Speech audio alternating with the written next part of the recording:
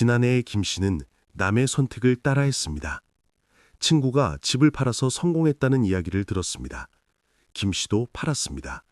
같은 지역에, 비슷한 시기에. 하지만 결과는 달랐습니다. 친구는 이익을 봤지만 김 씨는 손해를 봤습니다. 김 씨는 후회했습니다.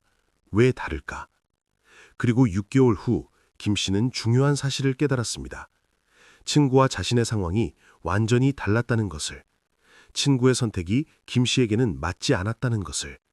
김 씨는 배웠습니다.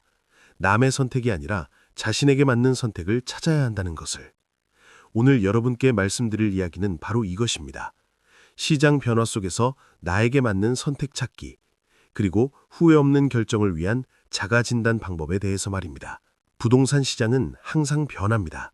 오르고 내리고 횡보합니다. 뉴스는 매일 다른 이야기를 합니다. 전문가들도 의견이 갈립니다. 혼란스럽습니다. 중년들은 고민합니다. 팔아야 하나, 사야 하나, 그대로 있어야 하나. 어떻게 선택해야 할까요? 정답은 없습니다. 다만 자신에게 맞는 선택이 있을 뿐입니다. 첫 번째 자가 진단은 현재 상황 파악입니다. 박 씨는 이것부터 시작했습니다. 박 씨는 혼란스러웠습니다. 팔까 말까. 하지만 자신의 상황조차 명확하지 않았습니다. 박 씨는 종이에 적기 시작했습니다. 현재 상황을. 박 씨는 적었습니다. 나이는 63세, 은퇴했음, 집은 한 채, 대출 없음, 전세 주고 있음, 전세금은 얼마, 월 생활비는 얼마, 연금은 얼마, 자녀는 독립했음, 건강은 괜찮음. 적고 나니 명확했습니다. 박 씨의 현재가 보였습니다. 현재 상황을 파악하십시오. 종이에 적으십시오. 나이, 직업, 소득, 자산, 부채, 가족 구성, 건강, 모두. 명확히 보이면 선택도 명확해집니다. 두 번째 자가 진단은 목적 확인입니다. 이 씨는 이것을 간과했습니다. 이 씨는 결정하려 했습니다. 팔까 말까.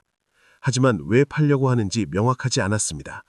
그냥 시장이 불안해서, 친구들이 파니까. 이 씨는 멈췄습니다. 목적부터 생각하기로. 이 씨는 물었습니다. 왜 팔려고 하는가? 현금이 필요한가? 더 작은 집으로 가고 싶은가? 투자 목적인가? 이 씨는 답했습니다. 사실 팔 이유가 없었습니다. 그냥 불안해서였습니다. 이 씨는 깨달았습니다. 팔 필요가 없다는 것을. 목적을 확인하십시오. 왜 그 결정을 하려는가? 명확한 목적이 있는가? 없다면 하지 마십시오.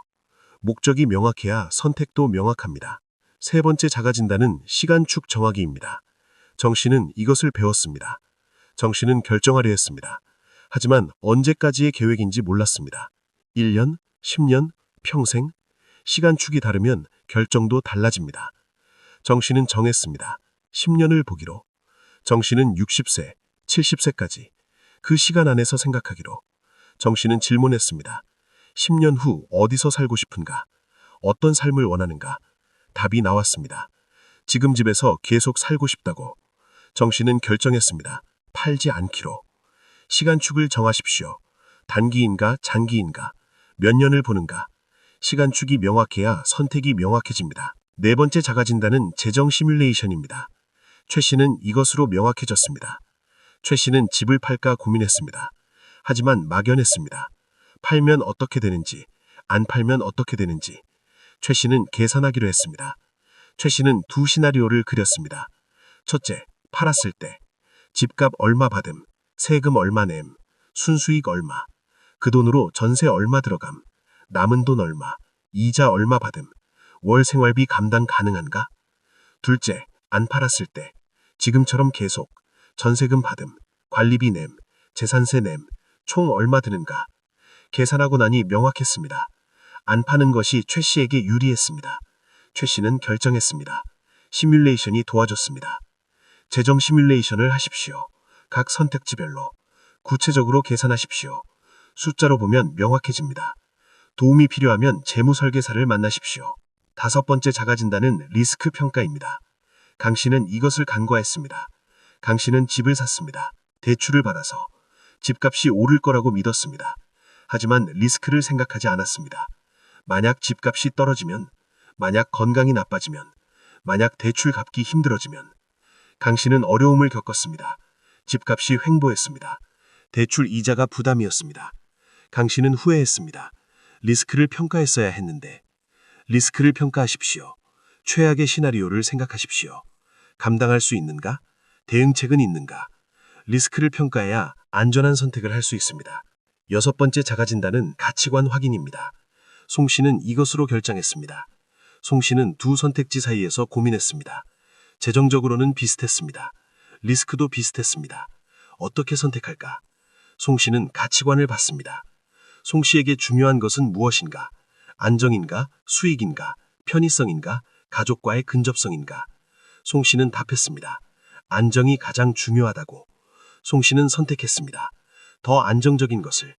송 씨는 만족했습니다. 가치관에 맞았으니까. 가치관을 확인하십시오. 무엇이 가장 중요한가? 우선순위를 정하십시오. 가치관에 맞는 선택을 하십시오.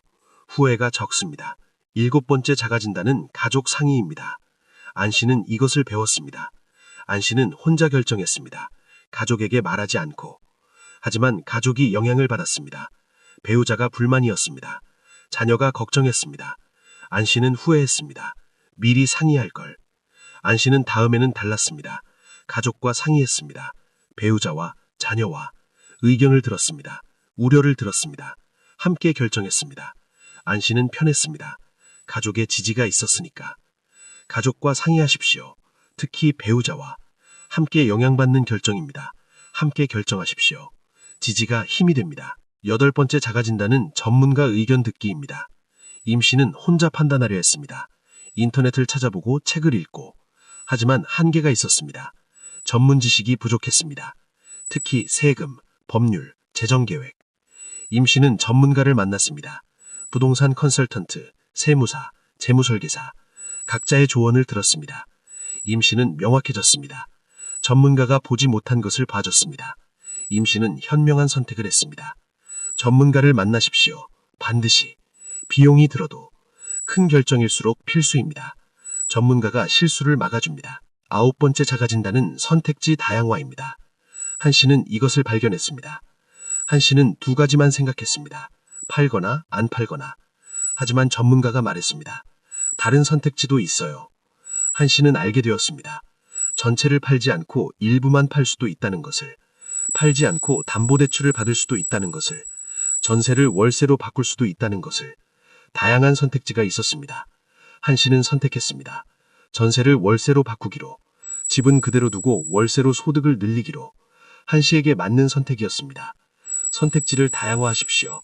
양자택일만 있는 것이 아닙니다. 창의적으로 생각하십시오. 전문가와 상의하십시오. 더 좋은 선택지가 있을 수 있습니다. 마지막 10번째 자가진단은 직관 확인입니다. 배 씨는 이것으로 최종 결정했습니다. 배 씨는 모든 분석을 했습니다. 재정 시뮬레이션, 리스크 평가, 전문가 의견 모두 들었습니다. 하지만 여전히 망설여졌습니다. 배 씨는 자신에게 물었습니다. 마음이 편한가? 확신이 있는가? 직관은 뭐라고 말하는가? 배 씨는 들었습니다. 내면의 목소리를. 직관은 말했습니다. 아직 때가 아니라고. 배 씨는 따랐습니다. 기다리기로 했습니다. 직관을 무시하지 마십시오. 분석도 중요하지만 직관도 중요합니다. 평생 살아온 경험이 직관에 담겨 있습니다. 들으십시오. 내면의 목소리를. 결국 자신에게 맞는 선택을 찾는 방법은 이것입니다.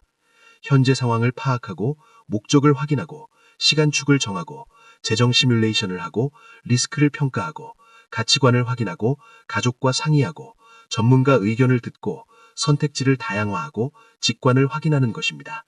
쉽지 않습니다. 시간이 걸립니다. 하지만 가치가 있습니다. 평생의 결정이니까요. 노후가 달린 문제니까요. 서두르지 마십시오. 천천히 하나씩 해보십시오. 중요한 것을 기억하십시오. 남의 선택이 여러분에게 맞지 않을 수 있습니다. 친구가 성공했다고 따라하지 마십시오. 전문가가 권한다고 무조건 따르지 마십시오. 뉴스에서 말한다고 믿지 마십시오. 자신의 상황을 보십시오. 자신에게 맞는 선택을 하십시오. 또한 기억하십시오. 완벽한 선택은 없습니다. 어떤 선택이든 장단점이 있습니다. 리스크가 있습니다. 불확실성이 있습니다. 받아들이십시오. 최선을 다해도 완벽을 추구하지 마십시오.